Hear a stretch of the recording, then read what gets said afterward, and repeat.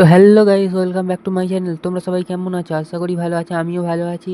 আজ সকালবেলায় নতুন একটা মিনি ব্লগ নিয়ে চলে এসেছি। গত 7 মাস দিয়ে যেটা করে নিয়ে আজ সেটা করে নিলাম, আমার মানে ব্রাশ করে নিলাম। আর এদিকে আমি জামা জুতো জাঙ্গিয়া পরে রেডি হয়ে নিলাম। আর রেডি হওয়ার পরে আমার বুলেটটাকে নিয়ে একটু বাইরের দিকে বেরিয়ে পড়লাম। তো সকালবেলা বুলেটটাকে নিয়ে মর্নিং ওয়াক করে এলাম। রাস্তা দিয়ে যাচ্ছিলাম, তখনই দেখি একটা ছাগল বাচ্চা হাতির বাচ্চা নিয়ে দাঁড়িয়ে আছে। ও সরি, আমার বন্ধু হাঁসের বাচ্চা নিয়ে দাঁড়িয়ে আছে।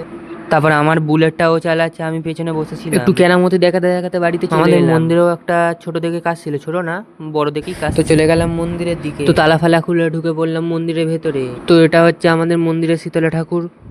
তো মন্দির থেকে সব জিনিসপত্র বের করা হচ্ছে, তাই মন্দিরের অবস্থা খুবই খারাপ। তো অন্যান্য বছরে আমি আর দিদি দুজন মিলে ধুই, তো এবছরে দিদি নেই, তাই জন্য আমাকে একাই ধুতে হচ্ছে।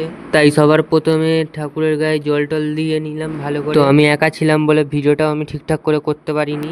তো টানা 2-2.5 ঘন্টা করার পরে আমাদের পুরো মন্দিরটা পরিষ্কার হয়ে গেছে। তো তোমরা অবশ্যই কমেন্ট করে জানাবে যে কিরকম পরিষ্কার হয়েছে। ভালো হলেও নাইস জানাবে, খারাপ হলেও নাইস জানাবে। তো দেখা হচ্ছে নেক্সট ব্লগে, বাই।